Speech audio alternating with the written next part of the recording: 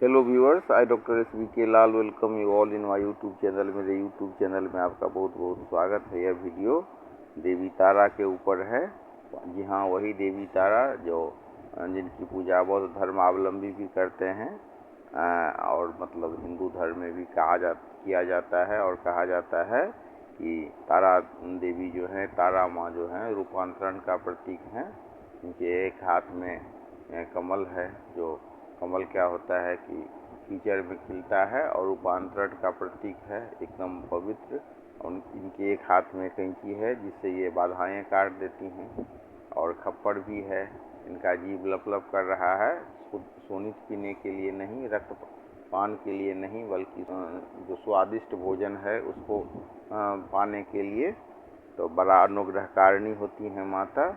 लेकिन इसके साथ बहुत सारी कहानियाँ भी जुड़ी हुई हैं। जैसे वशिष्ठ हजारों वर्ष तक जब माँ को प्रसन्न नहीं कर सके तो चीनाचार पद्धति से पूजा की और माँ को प्रसन्न किया। और भारत में एक बहुत बड़े संत हुए, अवघड़ हुए, वामाक्षेपा, जो माँ तारा के वरद पुत्र माने जाते थे। और जो बोल देते थे वो पूरा होता था। और उनका भाव अनोखा था।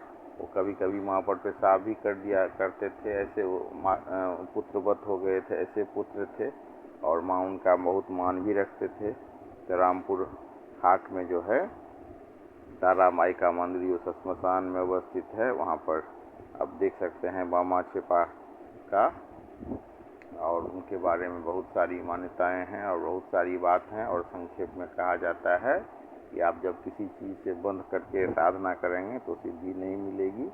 इस वीडियो में हम आगे देखेंगे, कुछ उनके मंत्र पर भी चर्चा करेंगे, तारा देवी के मंत्र के बारे में।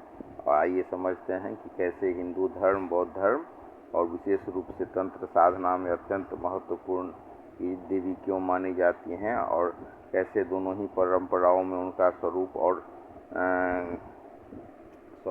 उनकी जो पूजा की पद्धति है वो कैसे महत्वपूर्ण है। और उनकी कथाएं और उपासना पद्धतियाँ बिल्कुल अलग हैं दोनों धर्म में।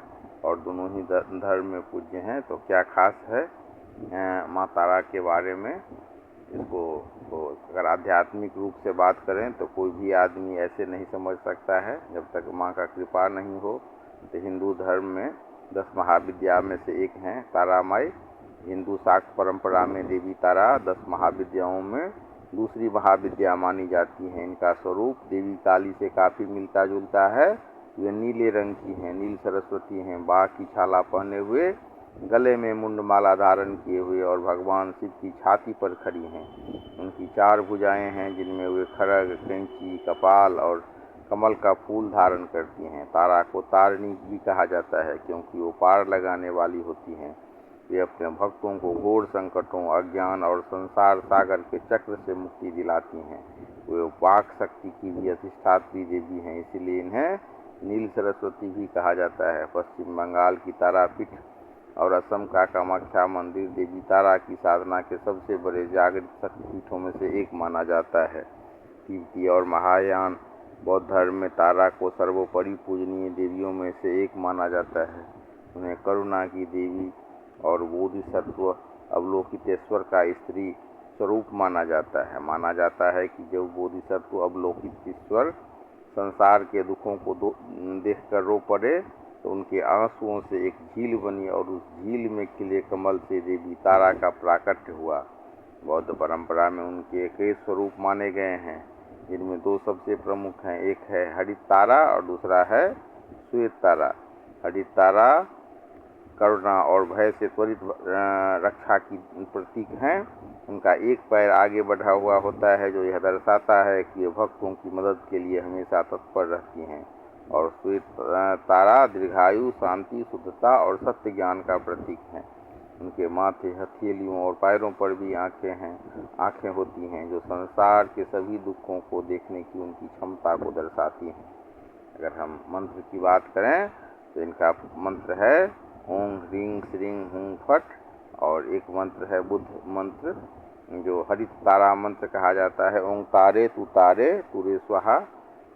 ये बहुत प्रसिद्ध मंत्र है देवी तारा का। देवी तारा का मुख्य संदेश भय से मुक्ति, संकटों से रक्षा और अज्ञान के अंधकार को पार कर परम ज्ञान की प्राप्ति करना है। ऋषि वशिष्ठ से भी जुड़ी हुई है तारा माई की कहानी। इसमें हम देख सकते हैं कि ऋषि वशिष्ठ जो ब्रह्मा जी के मानस पुत्र और भगवान राम के गुरु थे, देवी तारा के परम भक्त थे। उन्होंने कामाख्या और अन्य स्थानों पर वैदिक रीति रिवाजों और कठोर नियमों और सात्विक विधि से हजारों वर्ष तक देवी तारा की घोर तपस्या की। अत्यंत कठिन तप के बाद भी जब देवी तारा प्रसन्न नहीं हुई और उन्हें सिद्धि प्राप्त नहीं हुई तो ऋषि वशिष्ठ को बहुत क्रोध और निराशा हुई। उन्होंने दुखी होकर देवी तारा को शाप देने का मन बनाया। वशिष्ठ जी के क्रोध को देखकर देवी तारा प्रकट हुई और उन्होंने कहा, हे ऋषिवर, आपका मार्ग गलत नहीं है, लेकिन मेरी सिद्धि के लिए यह वैदिक मार्ग पर्याप्त नहीं है। मेरी साधना की गुप्त विधि, जिसे चीनाचार कहते हैं या कौल मार्ग कहते हैं, वह इस समय केवल महाचीन में उपलब्ध है। वहाँ भगवान विष्णु के अंशावतार बुद्ध निवास करते हैं। आप उनके पास जाइए, वहीं आपको मेरी साधना का सही रहस्य बताएंगे। देवी के आदेशानुसार महर्षि वशिष्ठ हिमालय पार करके महाचीन पहुँचे। वहाँ जाकर उन्होंने जो देखा उससे वे स्तब्ध रह गए। उन्होंने देखा कि महात्मा बुद्ध शिष्यों से घिरे हुए हैं और वहाँ मांस, मदिरा तथा मुद्राओं का प्रयोग करते हुए अत्यंत उन्मुक्त वामाचार पद्धति से साधना चल रही है। एक अत्यंत कठोर, नियमबद्ध और सात्विक वैदिक ऋषि होने के नाते वशिष्ठ जी के मन में संशय और घृणा का भाव आने लगा कि यह कैसी साधना है।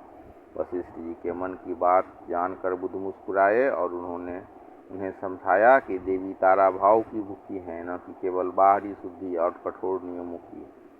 इस साधना में संसार की वस्तुओं का त्याग करने के बजाय उन्हें देवी को समर्पित करके अद्वैत भाव से जगाया जाता है। सब कुछ ब्रह्म है, ये भाव रखा जाता है।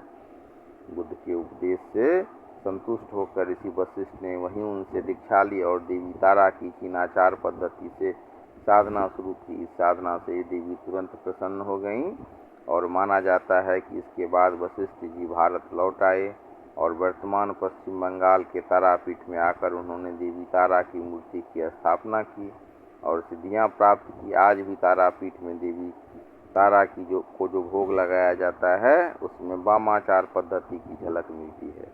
यह कथा धार्मिक इतिहास में इसलिए अद्भुत है क्योंकि यह दर्शाती है कि कैसे ऋषि वशिष्ठ जैसे महान वैदिक विभूत ने तांत्रिक और बौद्ध संस्कृति को अपनाकर तारा साधना को पूर्ण किया था। तो बहुत मार्मिक है ये कहानी और बहुत ही ज्ञानप्रद भी है। कैसे तारा माई को वशिष्ठ ने प्राप्त किया इस पर भी है और बौद्ध धर्म में कैसे पूजा होता है। अब एक प्रश्न उठता है कि क्या हर एक बौद्ध धर्मावलंबी तारा माई की पूजा करते हैं? तो हमें ये जान करके आश्चर्य लगेगा या मतलब बहुत ये व्यवहारिक भी है कि बुद्ध धर्म का भी बहुत सारा स्कूल है, बहुत सारी शाखाएं हैं। बौद्ध धर्म का महायान, हीनयान, वज्रयान जैसे कई स्कूल हैं जैन। तो यहाँ पर हम चर्चा करना चाहेंगे कि तारा माई की पूजा हीनयान और महायान दोनों में नहीं होती। उनकी पूजा मुख्य रूप से महायान और वज्रयान में होती है, जबकि हीनयान परंपरा में देवी तारा की पूजा का विधान नहीं है। तो हीनयान बौद्ध धर्म की सबसे प्राचीन और रूढ़िवादी शाखा है। हीनयान में ऐतिहासिक बुद्ध को एक महापुरुष, शिक्षक और मार्गदर्शक माना जाता है, न कि कोई ईश्वर या देवता। इस मार्ग में किसी भी देवी देवता या बोधिसत्व की पूजा अर्चना, मंत्र जाप या मूर्ति पूजा का विधान नहीं है।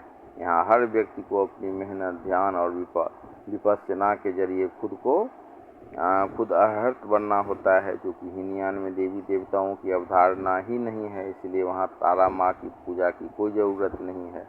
और महायान में या वज्रयान में इनकी पूजा होती है। महायान परंपरा में तारा माँ को करुणा की देवी और बोधिसत्व अवलोकित ईश्वर की स्त्री स्वरूप मानकर पूजा किया जाता है। वहीं संसार के दुखों को दूर करने वाली और संकटों से पार लगाने वाली तारिणी के रूप में पूजनीय है। वहीं पर वज्रयान में जो पूर्ण जागृत महिला बुद्ध का दर्जा इनको दिया जाता है, बुद्धों की माता का दर्जा दिया जाता है। वज्रयान शाखा में तारा माँ को केवल एक देवी नहीं बल्कि बुद्धों की माता कहा जाता है और इनका साधना मंत्र होता है ओं तारे तुरे स्वाहा, अत्यंत अनिवार्य माना जाता है। तो इस तरह से हमने देखा कि कैसे बौद्ध धर्म में और हिंदू धर्म में, सनातन धर्म में माता का पूजा होता है।